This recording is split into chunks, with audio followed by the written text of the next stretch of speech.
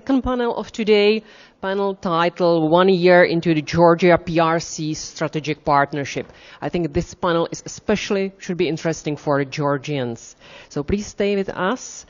Before we start, let me introduce our distinguished guest speakers. Firstly, I should start with Tinatin Kidosheli, but should I introduce Tinatin? I think everybody knows her. Maybe there's someone coming from Mars or Jupiter. So for them, Tinatin is founder and director of Civic Idea, former Georgian Minister of Defense. Tinatin, pleasure having you here, especially in this panel.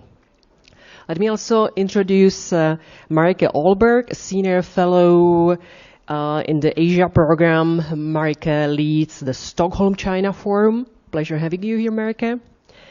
Victor Kipiani is the chair of Georgian think tank GeoCase. Victor, pleasure as well. Let me also introduce Georgi Butikashvili, trainer at organization Fighting Fake News and Disinformation. Pleasure. And Reid Standish on my right side is a Radio Free Europe correspondent based in Prague and author of the China in Euro-Asia briefing. So if you don't know about it, please sign for the newsletter that is Reid publishing every week.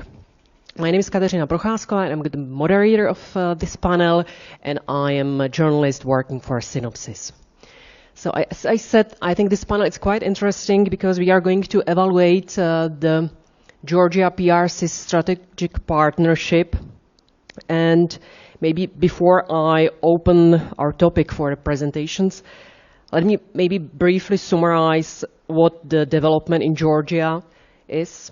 So last year in July, the Georgian government and the People's Republic of China signed a strategic partnership that was following the Georgia's former Prime Minister Garibashvili visit to Beijing and meeting with the Chinese Secretary General Xi Jinping.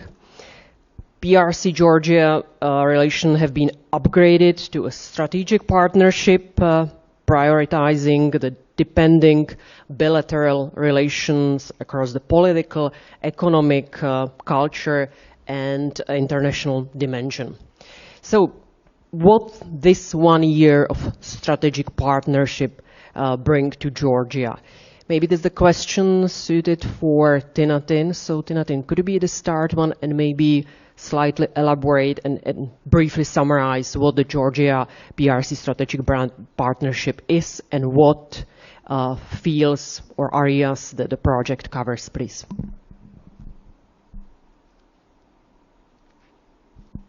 Thank you. And I think I will speak just about what the Sino-Georgia partnership is, and I will let other Georgian colleagues to speak more about this 1 year, what happened, and what were the developments.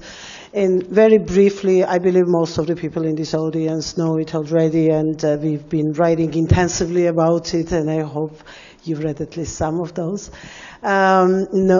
briefs that we've prepared about this partnership. But just to put it in several sentences, we can divide it in 4 parts, the whole document that is there. First of all, let me say that it's not an agreement yet. We are not there yet. We have just a strategic statement that was issued by last July, exactly 1 year ago, by the Prime Minister of Georgia and President Xi Jinping in Beijing, as Kat already mentioned during this visit. The document was absolute surprise for everybody, including, as we were told, for the Ministry of Foreign Affairs of Georgia. Even the people who are meant to work on documents of a similar character did not know anything about it. And you can see it from the document. Zsuzsa was saying yesterday, if you just read it, it's not a long document. Once you read it, you immediately understand that it's a very Beijing-driven document. There is no language that tells you that, okay, this is where Georgian government works. This is where they brought their ideas, their proposal, and then it was accepted and adopted by the Beijing. It's all about what Georgia commits itself to, what Georgia reaffirms, what Georgia stands for in this bilateral relationship, and that's it. So there are 4 parts of the document. or 4 domains, as it is called. It's international relations field, where Georgia recognizes one China policy. Georgia subscribes to every single policy document, strategic policy document issued by Beijing, being it GSI, the Global Civilizations Initiative, or all the others. So you have all 4 of them listed in the statement. And usually, as it goes in this kind of documents, there should be reciprocity after that, right? We say that we recognize this, that, and then China should have been saying that, okay, China reaffirms territorial integrity of Georgia, recognizes occupied territories as occupied territories, and will do its utmost, or whatever language they would use, for supporting Georgia's fight for territorial integrity. You don't have any of that. There is just a blank statement that countries generally recognize territorial integrity and sovereignty, and that's it, end of the story. Just for the comparison, we have put together those differences in more or less for 2 more or less similar countries, which is Cyprus and Georgia, and you can see here on this slide how different texts are for that very particular wording, where China goes all in depth as much as it can be in this kind of a document about the Cyprus problem with the occupation and with the territorial integrity, while with the Georgian case, as I said, it's a blank statement and nothing more. The second part is the economic domain, which speaks about the deepening cooperation. As you probably know, we have a free trade agreement with China already. We had it before the strategic statement was issued. Actually, free trade was signed with China at the time when I was part of the government, and it says that, but what this document says is that China will move to preferential credit systems for Georgia, and we all know what it means when you start becoming dependent on Chinese debts and credits and all the financial obligations that it brings. So far, we don't have that much of credit obligations with it being the Chinese banks or the state, but it is happening already. And again, once we will discuss about this 1 year, we can talk about those issues.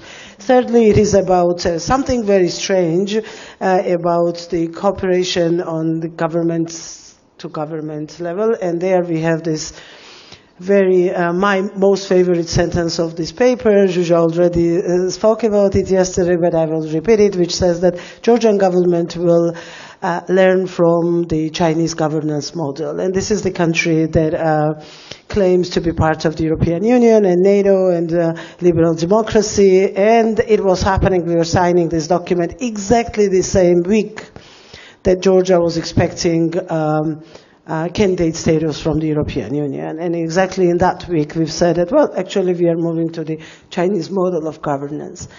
And finally, it's about the people-to-people diplomacy, where you have all the general language that you see in every other document of a similar character about the cooperation between the universities, cooperation amongst between the media, NGOs, and so on and so forth. So that's basically the very brief outline of the statement that we have. And Georgian government moved on very quickly with PRC on fulfilling those things. But I will stop here, and then obviously we can discuss more about where we stand at this moment later. Thank you, Tinatin. You mentioned the security, so maybe there's a question for Victor. So what are the economic security challenges of this strategic partnership? Yes, let me be the devil's advocate in a way. So because it's always easy to discuss matters in black and white. So let's look for some gray colors, if I may. And when I'm saying that we as a firm, we worked on several instances for Chinese banks. It's a tough job. It's a challenging job. It's a very unique cuisine, I should say, in terms of methodology and keeping the discipline. So when I'm speaking about the Chinese way of doing business, of course, it's not something which I've read in books, but I know by practice. To start with, just a few words what Tina has said. In legalese, the matter is the name is not something which matters. You know, the substance matters. Of course, that's something which we all agree on. And saying that, I'm not exactly sure that those three initiatives which are mentioned in that the document is something which Georgians have examined very closely. I'm also been brought to the knowledge that that document has not been run by different agencies in a proper way. And my personal opinion that especially one would take into consideration how regularly leaders of Georgian Dream have started running to Beijing. So that document was also made for some political consumption purposes. But that's on the general side.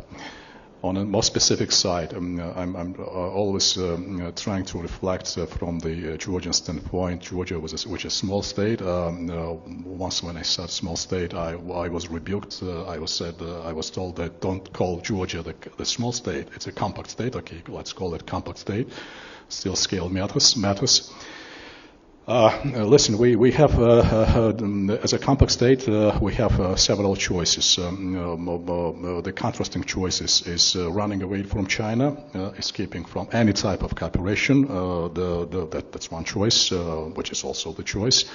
The second choice, plunging into the cooperation with China, in a very sort of, the generous manner and forgetting all ups and downs. And the third one is about managing the relations, if that somehow could be done. Of course, when I'm saying managing alongside with different safeguards, and I would mention them very briefly, if I may, without consuming too much of your time, that requires at least transparency, honesty, and credibility. So, of course, when we speak about managing relations with China, those elements should be on the Georgian side. Otherwise, it would be just kidding yourself and kidding the audience, and therefore it won't work. Now, on the safeguards, those run at the level of international dimension and the level of local dimension. At the international dimension, I will touch on. I very much like this concept, which is flying around for quite some time already, the economic NATO, which has its own purposes about defending any nation which would be a member nation of NATO from any hegemonic aspirations. And it has different mechanics which probably not worthwhile to decide to discuss here for the experience it matters, but that's something which I would very much welcome. And others of them are which could be done on the national, which could be considered on national level. Several ABCs for Georgia as a compact state to integrate as much as possible with developed economies. That's probably one of the recipes, not to be hinged on just one economy, on one market. That is very much risky in terms of Georgia's exposure. Those, as I said, more generic recipes. But if we go down to, let's say, a little lower level, but not meaningless, I remember at some time the Americans have suggested to the Georgian government to consider the investment screening. And that was rejected by some reasons unknown for me, but now the background of general picture, we could have our guess, but that was rejected. So it's important to remember that in terms of economic nationalism, and we're in the era of economic nationalism, quantity is not what matters, but quality matters. And when we speak about economic security, the screening of investment was something the developed nations are widely using, something which we should also consider on our side. Also, a few other thoughts. I'm not quite sure when reading the Georgian concept of the national security that the economic security is very much articulated there. So it should be given more and better consideration.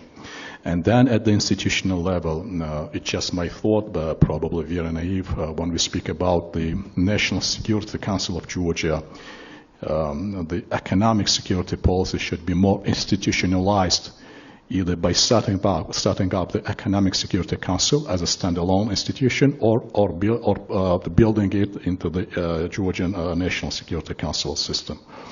That is also important. And a few other thoughts, thinking of designating a special post within the Georgian government of a minister, state secretary, who would be in charge of oversighting the economic risks and providing the economic security assessment paper on a regular basis. That would be something which would be very much welcome. Another point of consideration about safeguarding the Georgian security and managing the risks, which we already mentioned at the start of this of my intervention.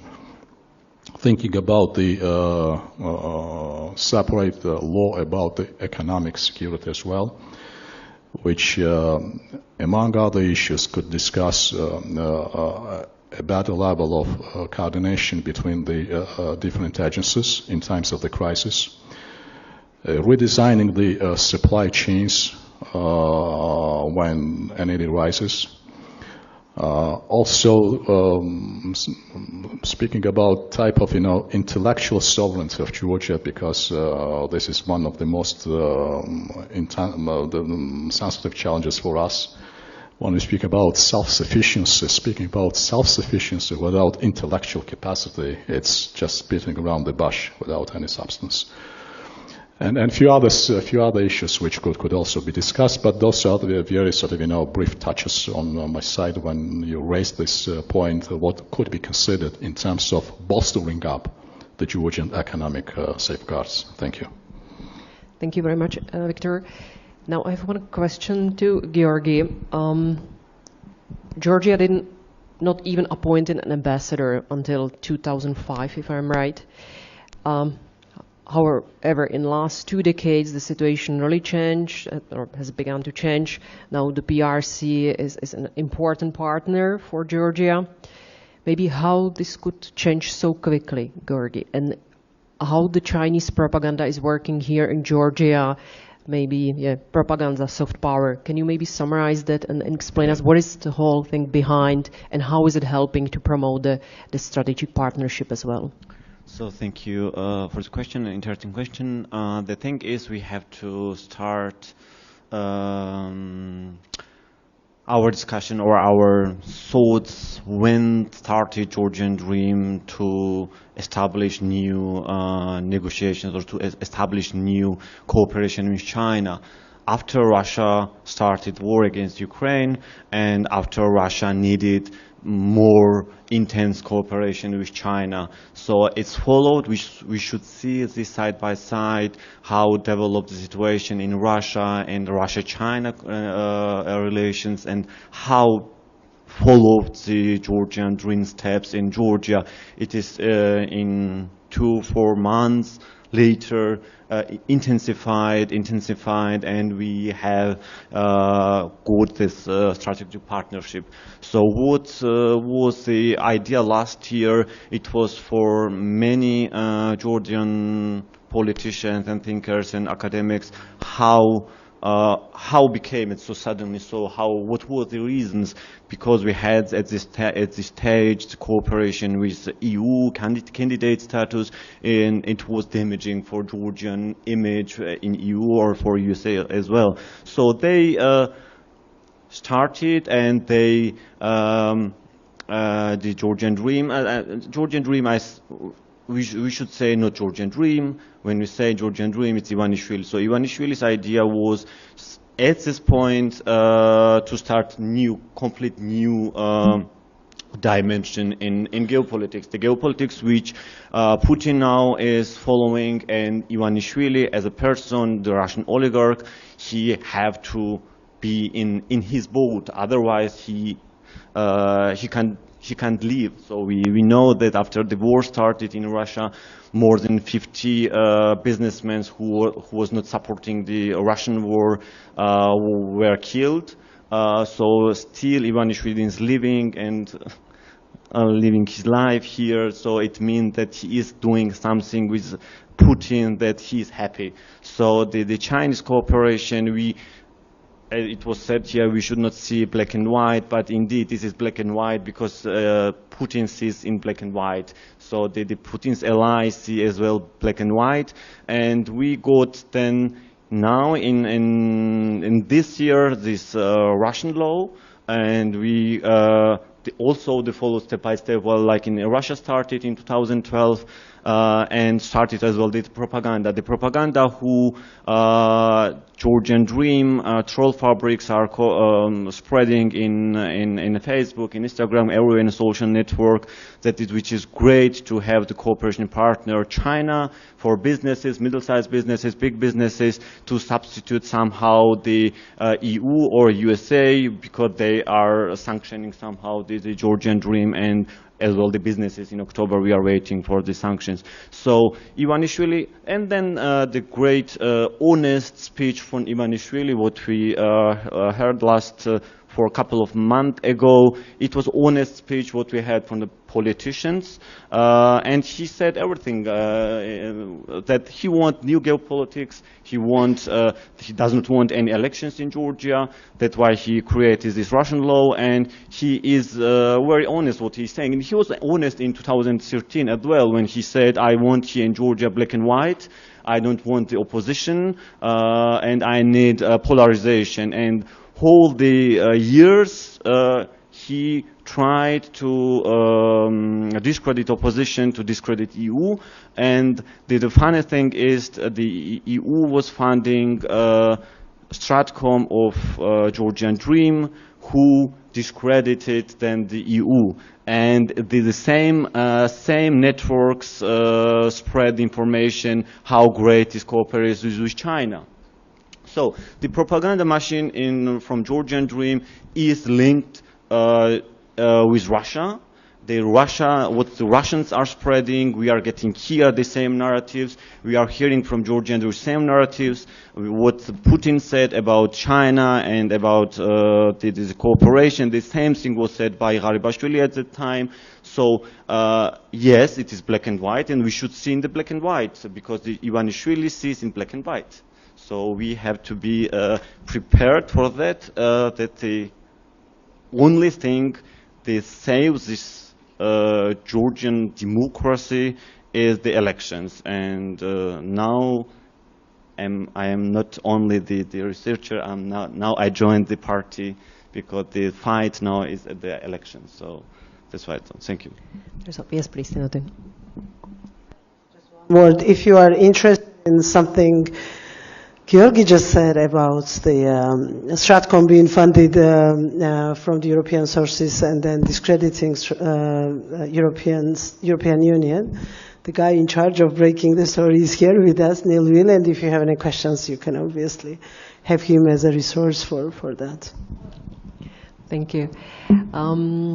When we are talking about this narrative that China can be a good partner replacing Russia, or even here in Georgia, European Union or United States, this narrative is well known or used also in Europe. So maybe, Marike, can you maybe tell me what is your perspective, and why are the PRC intention in establishing the strategic partnership, and why is it so important for PRC?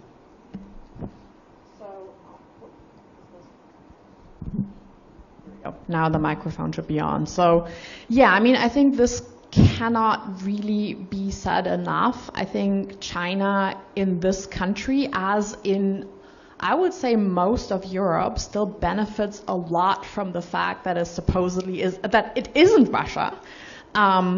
And I hear this a lot from EU officials, including from not EU officials and member state officials, including from countries that are frontline states with Russia, that, well, China has not crossed our red lines in its support of Russia, so there's really not that much that we need to do.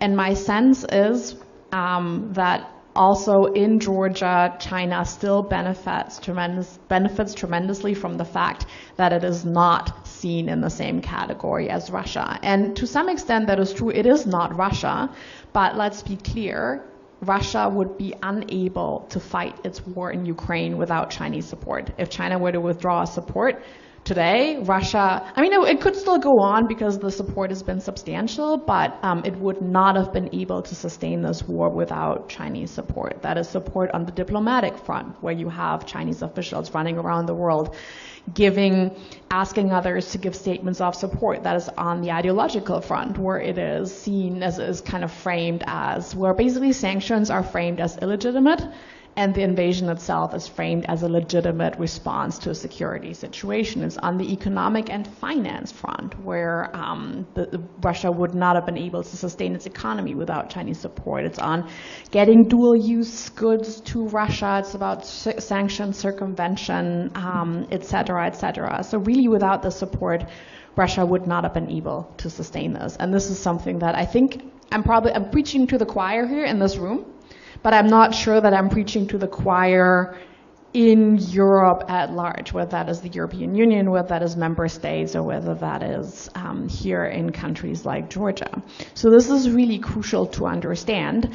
And to me, I think in the Georgian case, we have a country that's a frontline state in the fight against Russia. But the problem is that this is really no longer just about individual theaters, but that those theaters are linking up, and that frontline states that are frontline states against Russia need to understand that perhaps they're also frontline states in a larger issue. Now, why is the PRC interested in collaborating with Georgia? I think this part of this has already been addressed in yesterday's panels, and I think Glenn has given his input on that. But it's essentially two things, and one is, of course, that China is now interested again in the middle corridor. That has become essential as a hedging strategy, as it sees the possibility that it may be in a larger conflict with the United States, where, the United States could block off the Strait of Malacca, and that would make a currently not economically viable route suddenly economically interesting. But that's, of course, a geopolitical motivation, that you want to hedge against being blocked off in other routes. So that's why there's been this turnaround where the PRC for the longest time was a little hesitant on developing that route, because it is costly, but now it makes sense for it to do it. And then, of course, every vote counts. Like, Georgia is also a country at the UN level. Like, every vote counts that the PRC can get. Every politician counts that the PRC can enlist to support its positions. So it is willing to woo every single country on this. I'm going to stop here because I want to make sure that we have enough time for Q&A at the end. But yeah, I think this is vital to understand. Thank you. Do you want to add something as a journalist who is covering this region about the projects that are coming as a part of the strategic partnership, or One Belt, One Road, and etc.? Sure. Thanks, Katerina, and thanks everybody else. I think it's, talking about the strategic partnership here, China has strategic partnerships with countries all over the world, right? And some of them exist very much just on paper and don't turn into anything. And some of them turn into what we're seeing here. So it's very much, yes, this is China advancing its interests, building its influence, but it's also because there is a conscious and active desire of the host government to really turn it into something and to make it action. Otherwise, these things it's purely a document that's unenforceable unless a government really wants to make it into something, right? So I think that's an important thing to keep in mind when we talk about strategic partnerships that China signs around the world. I think one of the big things here that, in my discussions, in watching a lot of these big projects, I think a lot of the Chinese interest here, Georgia has not really been on China's radar, I think, until relatively recently. It has not been a priority area. I mean, the power disparity between Georgia and China is quite massive. It's quite large. I don't think Georgia has a lot of negotiating power when it's at the table with Beijing. Which is perhaps reflected in a bit of why we didn't really see a back and forth in that document. But I think, when we talk a lot about what we're seeing here, I think Georgia is quite representative of some of these bigger trends that we're seeing elsewhere. So one, yes, you have this trend, as you were mentioning, of maybe copying, taking a page out of the playbook of Viktor Orban or Alexander Vucic, looking on a foreign policy point of view of, yes, we're going to engage with the West, we're going to engage with the Americans, but, we're also going to keep our relations with China. And then now that it's not a great time to be moving very close to the Russians, the Chinese are even more important and even more valuable. And I think a big part of it here is also that, this has always been, when it comes to foreign policy, Russia, Russia, Russia, Russia, Russia, Russia.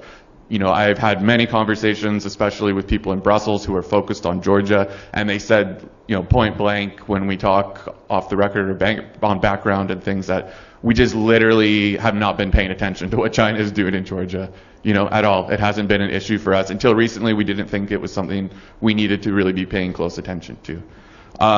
So I think that it's moving very fast. It's all very new. And, I think that really plays to China's advantage.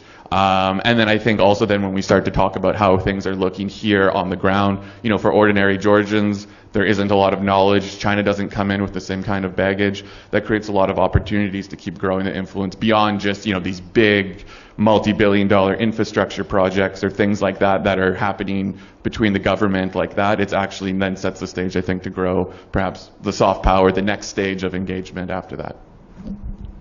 Thank you. That's great that you mentioned the next stage, because I would like to ask Tinatin and Victor maybe as well, what can we expect? What can be the next step? How the strategic partnership is going to develop, or if you can guess?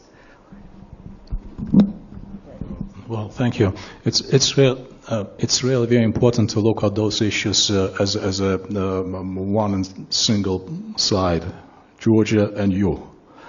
Because trying to put Georgia as a standalone case or someone who would be fighting China in the region of Georgia in a very exemplary manner, that would be very naive expectations without you boosting the Georgian capabilities.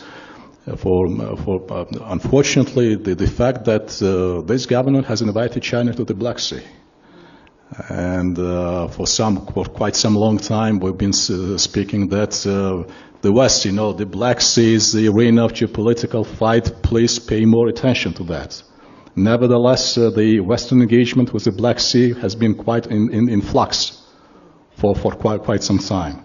And thanks to Ukraine, some things have been accelerated. But even then, Black Sea Security Bill is pending with the Congress for some sort of, unforeseen limits, timing limits on the horizon.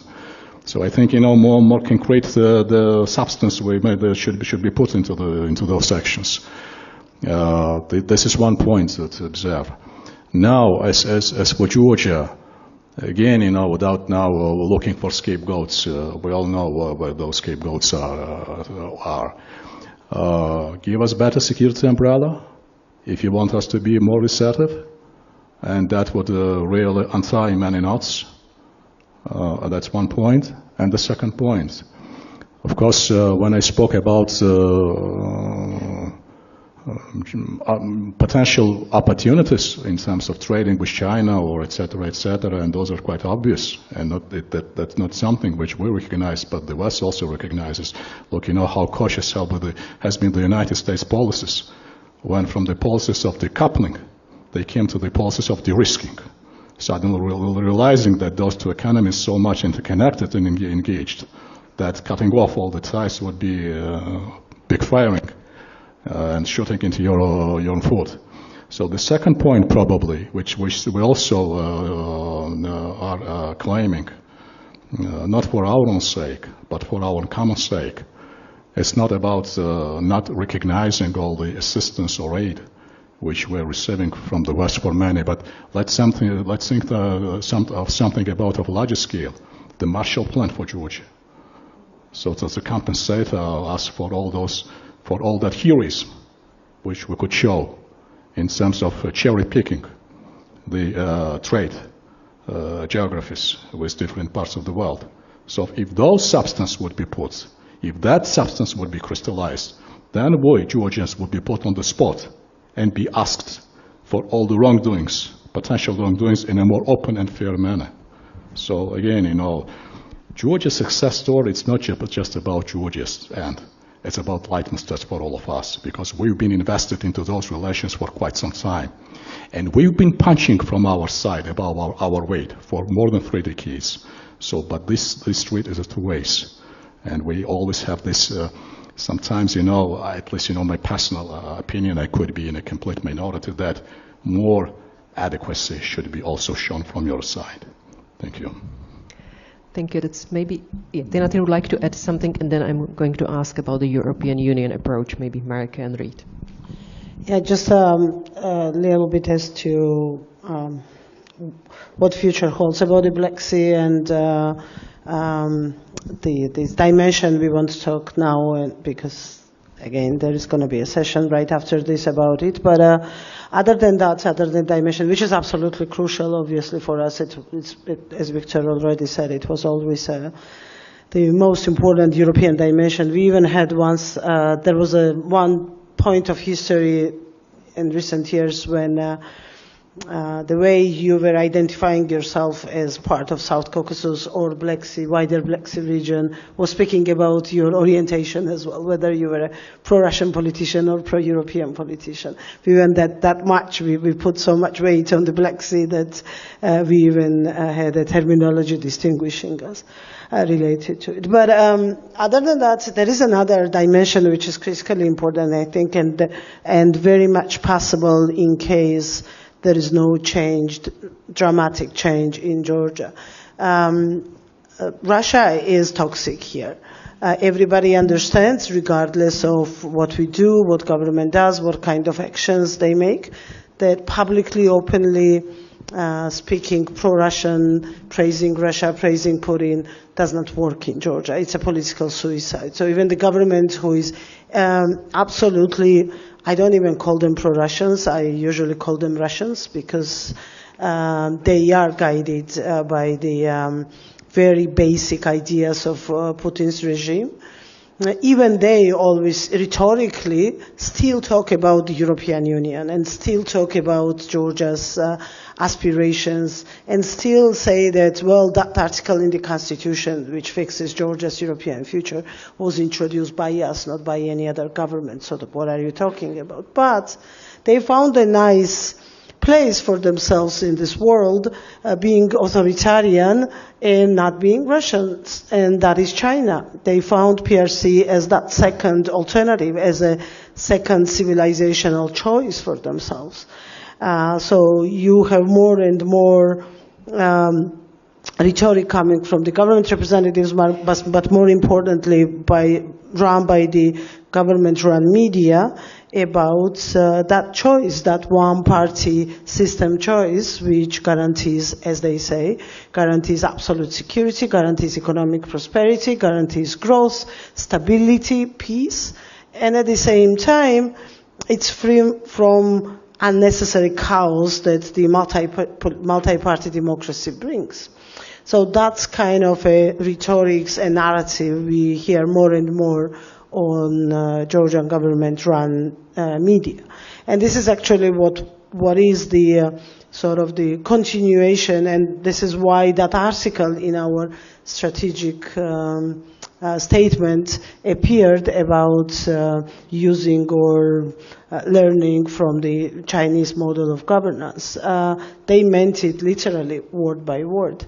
And that's very scary, because yes, as it was already said, Marieke said it perfectly, that in these parts of the world there is not that much of a knowledge and understanding of PRC. And as long as we don't share, and in Georgia it's even worse, as long as you don't share border with somebody, you don't necessarily consider them enemy, because for us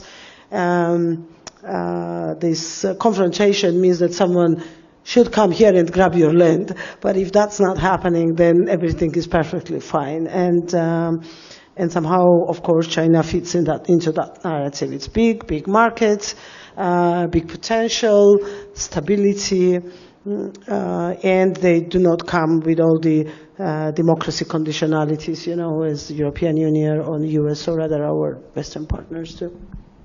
Thank you. I'm sorry, there's a lot of work for you ahead. So. Marika, maybe last question, then we have 5 minutes for questions from audience. So what can the European Union offer to Georgia in exchange maybe of this partnership or re-evaluating this strategic partnership? Can be something, Victor mentioned Marshall Plan or something similar.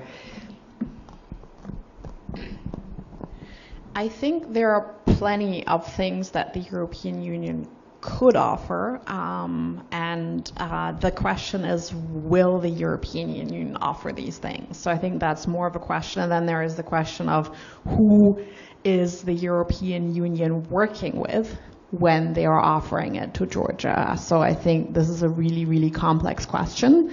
I do think the European Union should be more active. I completely agree. I think I understand where Georgia is coming from in many respects when it is turning to other actors. I think it is wrong, just as wrong as it is when the European Union itself does it and doesn't consider the fact that China is a relevant actor affecting the security of both the European Union and most definitely of Georgia.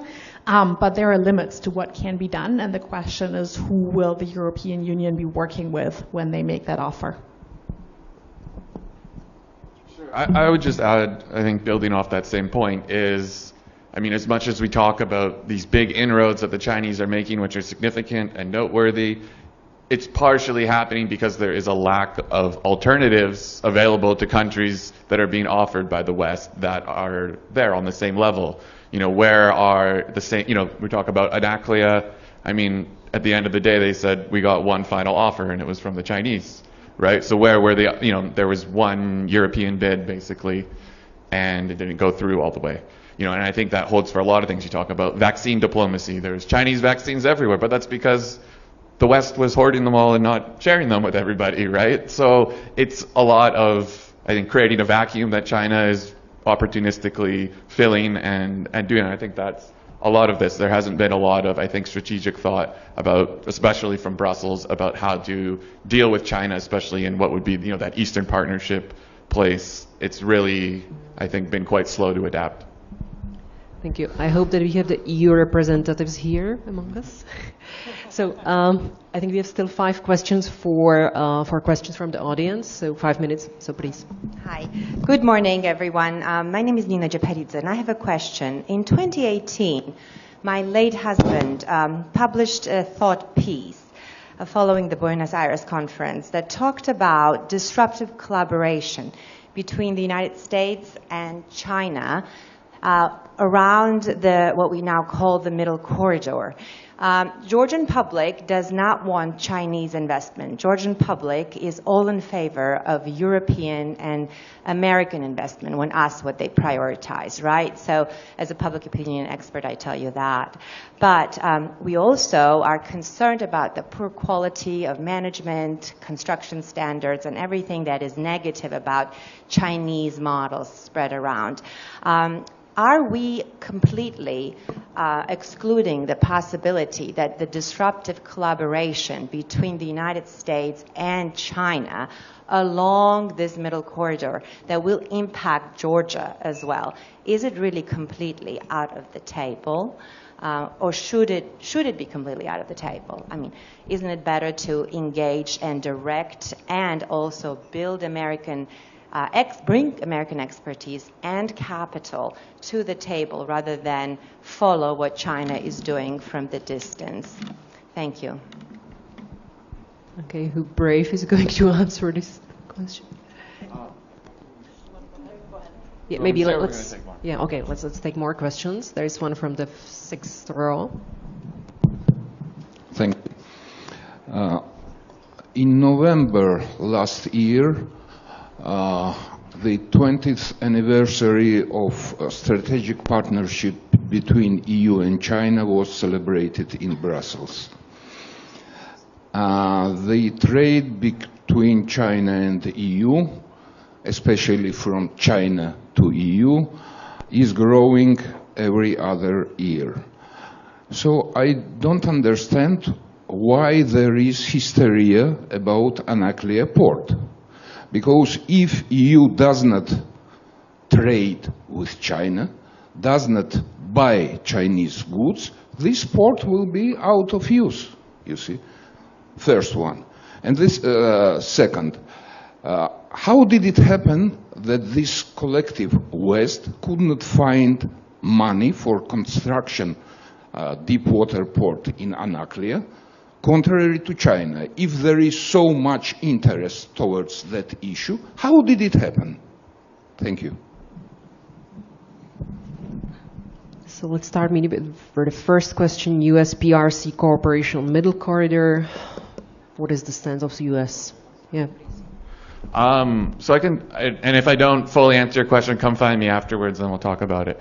But, you know, at least my gathering on the Middle Corridor, I mean, it's been around for a long time. It hasn't really, I think most people I've spoken to until recently, obviously until the war in Ukraine, it was always like, this isn't going to become a thing. It's very low down on the priority ladder. Now it's been trickling up, trickling up, trickling up. You know, I heard the same thing from Chinese sources too, that was not really a big thing for us until recently that we saw that these economics made sense. And I think much more was, I think the Americans, I mean, there's a few maybe people who can correct me if I'm wrong, but I think it also hasn't been a big priority for them.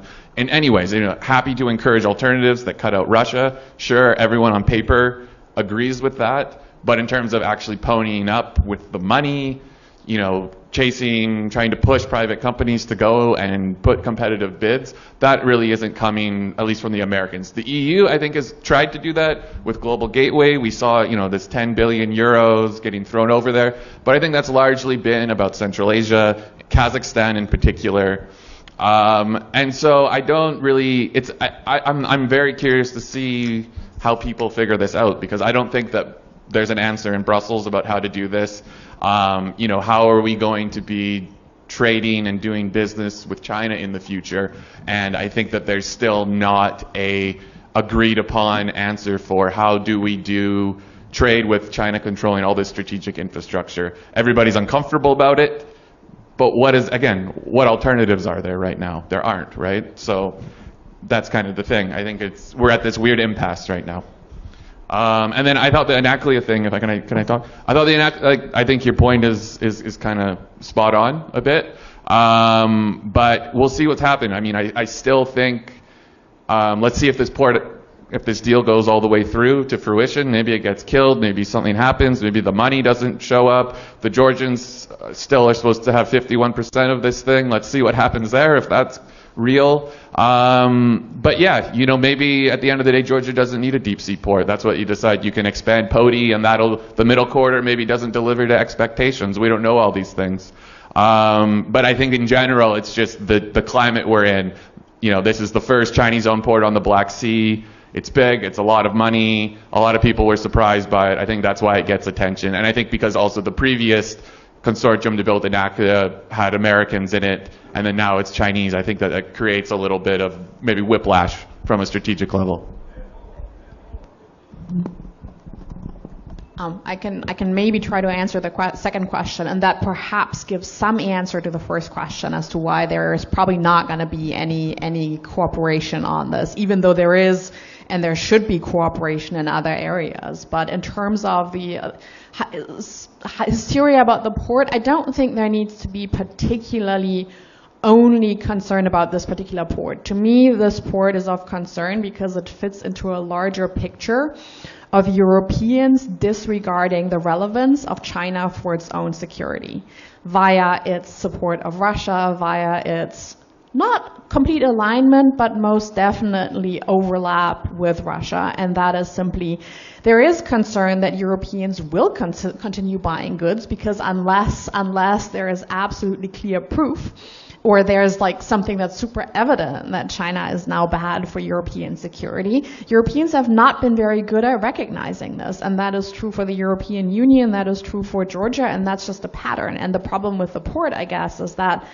in terms of the economic logic, it is still, for China, it is at this point still limited. Like, there's a long-term view of why it might make economic sense, but ultimately it is very much Chinese hedging for a geopolitical scenario that becomes slightly more likely if China feels it has the means to circumvent other trade routes. And that's what makes this relevant, and that's why I think it's a problem, not because it's the worst thing in the world, but because it fits these patterns of Europeans disregarding the relevance of China and Chinese interests for its own very real security at the most basic level. Thank you. Maybe just let me say that the Beijing approach towards China is calling it a partner, competitor, and a systemic rival. So it really goes against. So, Marisa, please, the question. Yeah, I just want to just address what Nina said earlier, because in her question, because she raised this in our panel yesterday as well. I think we need to absolve ourselves of the notion that China only produces cheap, shitty goods. That is a concept that existed 20 years ago, but is not the case. Chinese cars, it's EVs, part of it is because it's competitive. It's cheap and inexpensive for a lot of reasons, including the government subsidizing it. But the stuff is good. And we need to understand that. What is the most popular social media platform today? It's TikTok. And it's because it's a good product. Now, it's addictive as hell, and there's a lot of problems with it, but it's competed with the top Silicon Valley companies, and it is winning. And again, there are a lot of reasons in terms of state support and Chinese government policy.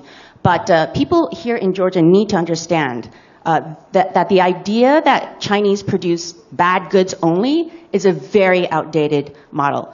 You go all over the world. I mean, look, I was in China. The highways are great. I look at the highways in the United States, and I'll tell you which one is better. So I just want to clarify that. Sorry for not asking a question and making a statement. I know that's the worst thing to do to a moderator. Thank you. We still love you. Thank you, Melissa. Next question, please, if there is any. And that, yes, last row, please. My name is Georgi Vilanishvili. I'm from the University of Georgia School of Social Sciences.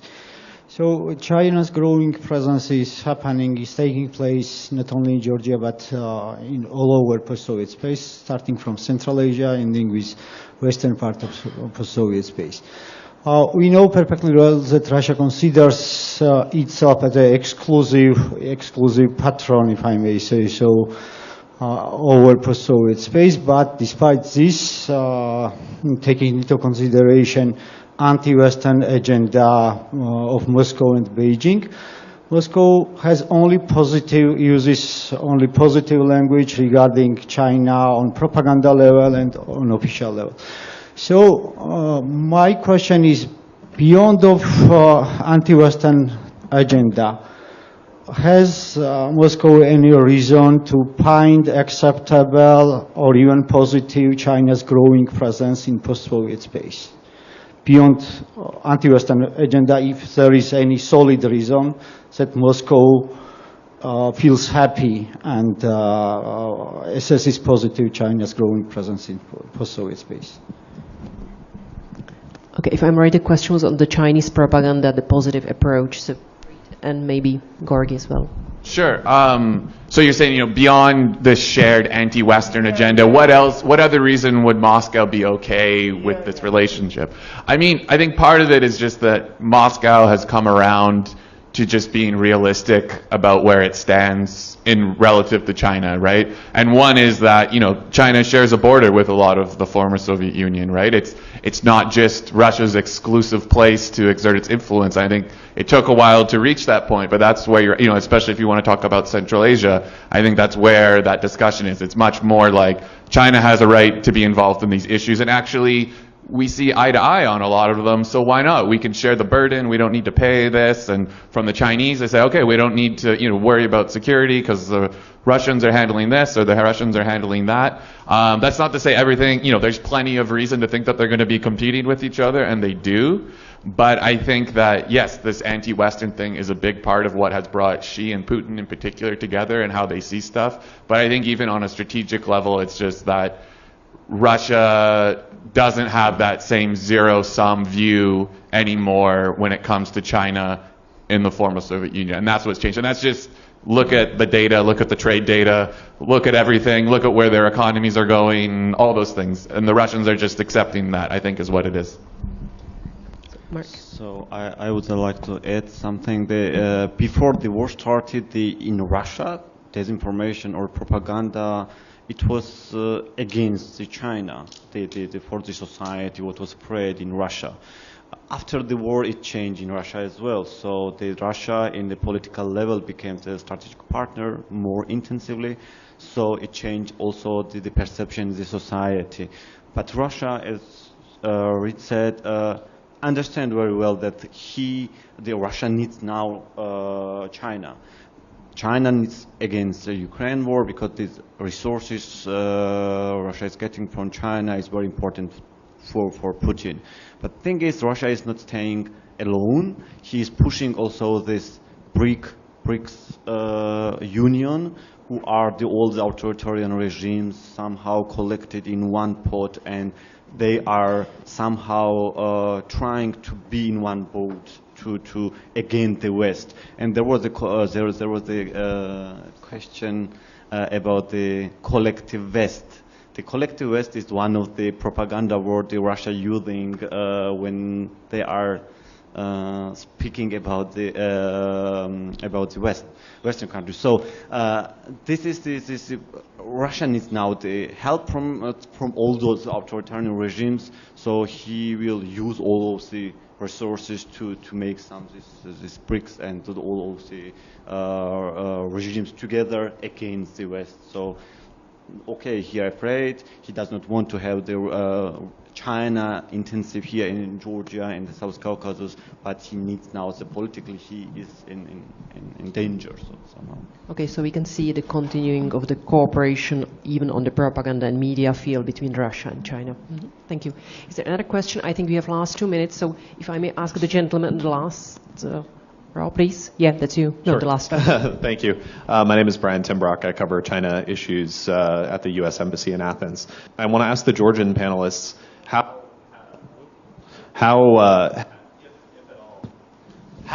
if at all, has the strategic partnership, or could the strategic partnership affect Georgia's relationships with its neighbors in the South Caucasus, Armenia and Azerbaijan?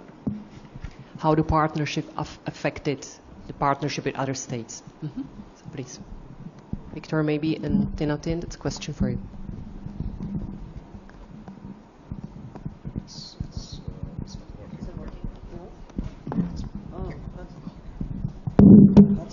There were various issues which I want to address, but in terms of experience, just a few points on the middle corridor.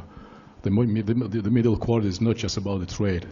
It's about potentially forming a unity where there would be a realignment between the various states in terms of security and intelligence services as well. So it's very critical for the West to be engaged right at the very beginning. We're witnessing sort of reshaping the geopolitical, geoeconomical landscape in many respects, and that would go on. So this is one point. As in relation to your question, I don't think that it is impacting in any way, either in negative or in a positive. And I have my own explanation. I think that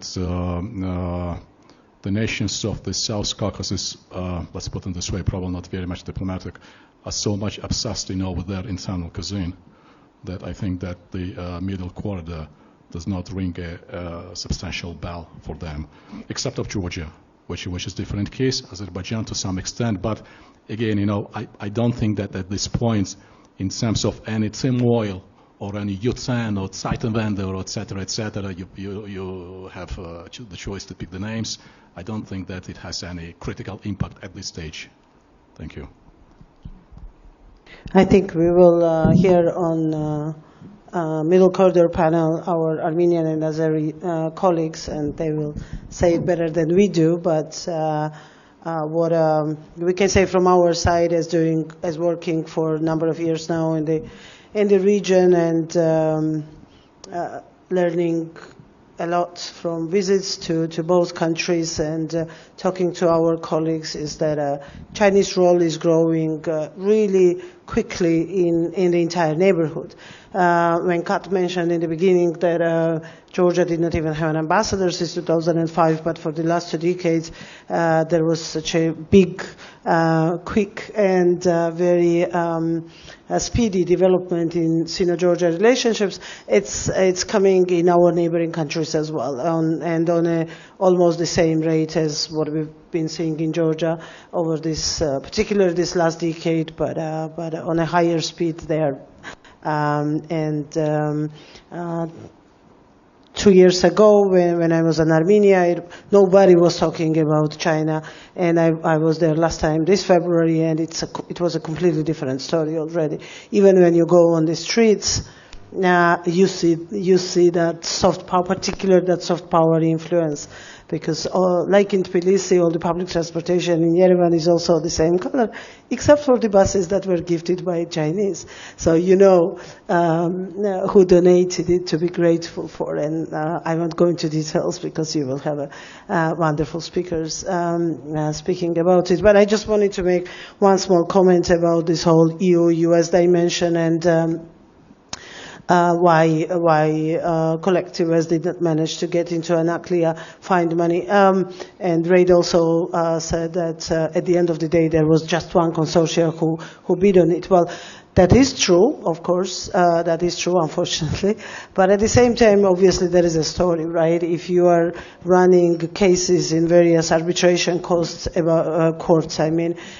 every other Western company who tried to bring capital here, to bring investment here, and on top of it, if you run the governance model, particularly after the Russian invasion in Ukraine for the last 2 years, that opposes everything Western and that kind of brings lots of hostility against both European Union and US, you are not necessarily the most trustworthy partner to come and spend that much money that any new huge deep sea port requires. And plus, also, it should be mentioned that government keeping 51% of ownership also does not raise and adds to that confidence, because you definitely need to deal with government on a daily basis, with government that you genuinely do not trust. I'm not justifying anybody. I would love to see, obviously, lots of US and European investments in Georgia, but unfortunately, and it's throughout our research. Again, if you are interested, you can read all of that, including about the highways and about the roads and bridges built by the Chinese companies, how unfair were the conditions and how Western companies were simply not allowed on the Georgian market to operate through those contracts, through those government-run contracts. It's not that there was no interest. There were Italian companies, there were several Scandinavian, German companies bidding at different times on those big infrastructure projects, and then again,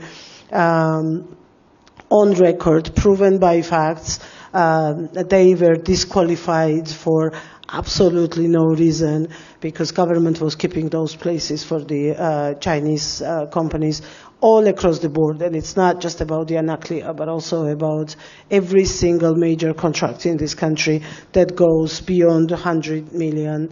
Again, it's a fact that all of them are run by the Chinese companies here. So, but at the same time, I think when it comes to more pushing from the European Union or the US side, we are somewhere in a situation like we were a year ago with Ukraine, or even a year and a half ago with Ukraine, when here in Georgia, lots of people were saying that European Union and US are just delaying inevitable, and it's going to happen.